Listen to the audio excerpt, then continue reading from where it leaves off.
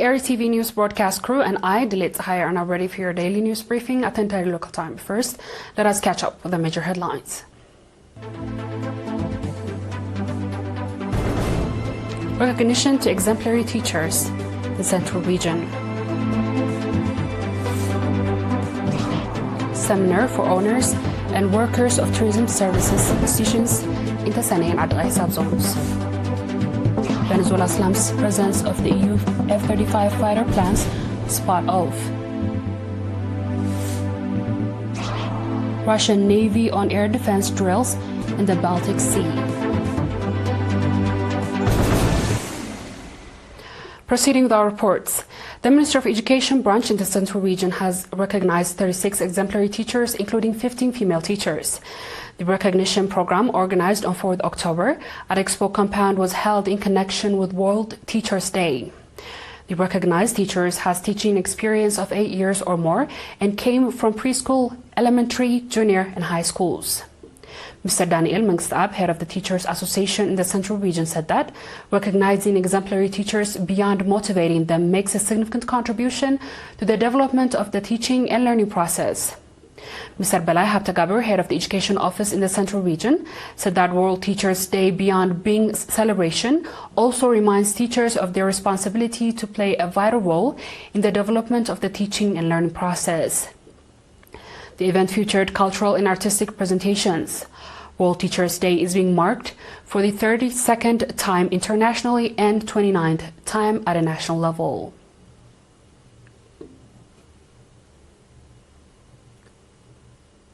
Seminars have been organized for owners and workers of tourism service institutions in the Sane and Adai subzones in connection with World Tourism Day. Mr. Simrat Gabramedhin, head of the Research and Resources Follow-up at the Tourism Department in the Gashbarka region, conducted a seminar for 170 workers in the Sane. He urged the participants to play their part in the development of the tourism sector by providing proper accommodation and services to visitors. The participants on their part expressed their commitment to live up to the expectation of the visitors.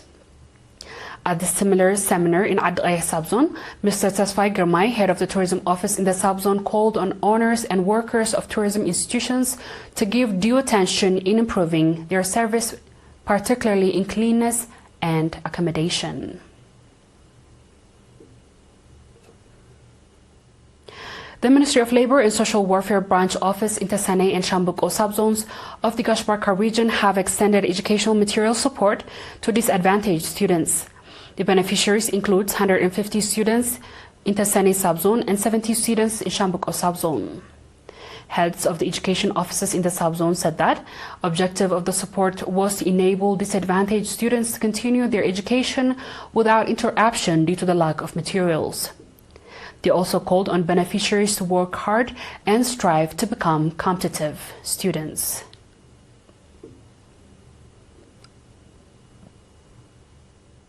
Straight ahead is our international news after a short break.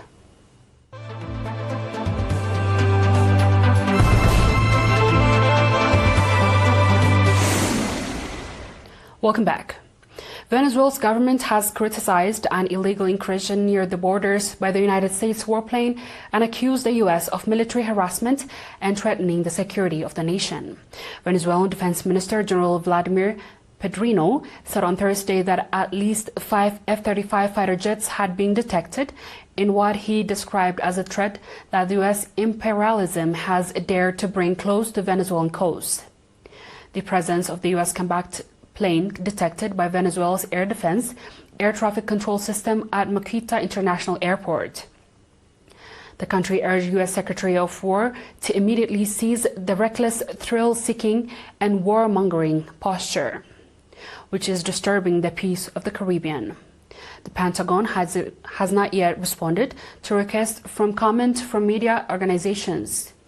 U.S. media reported earlier on Thursday that President Donald Trump has notified Congress that the U.S. is now engaged in non-international armed conflict against drug associations, members in which would now be considered as unlawful fighters. The move follows weeks of tension with Venezuela after Trump dispatched U.S. F-35 fighter jets to patrol Rico as the U.S. territory in Caribbean as part of the biggest military deployment in the Latin America in decades, and which already seen as air attack on boats of Venezuelan coast and the U.S. president alleged were involved in drug trafficking. A 8 U.S. warship and an unclear submarine have also been deployed to the region as part of the Trump's so-called operation to combat drug trafficking, by which Venezuela's President Nicolas Maduro says it is a cave bid to bring about regime change in his country. On a last report, the Russian Defense Ministry published a video yesterday, October 4th, which shows a Russian Navy vessel carrying out air defense drills in Baltic Sea. Russian Navy covet named Stormfire anti-aircraft missiles launched from the Pantries M system during the exercise aimed at repelling simulated enemy air attack, and the ministry said in a statement. Fire was conducted on aerial targets using the Panzer M anti-aircraft missile and gun system. The targets were missile launched from the coast in the region, the ministry added. According to Russian state's new agency TASS, the project 22,800 Karkart-class boat like the Storm are multi-purpose missile and artillery vessels deployed in confined maritime zones.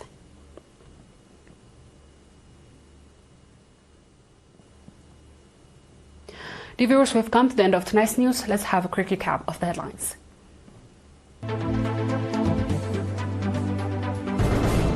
Recognition to exemplary teachers in Central Region. Seminar for owners and workers of tourism services in Tesene and subzones. Venezuela slams presence of the U.S. F-35 fighter jet plane spotted off coast. And Russian Navy on air defense drills in the Baltic Sea. And that wraps up our stories for tonight. Thanks for watching and have a good night.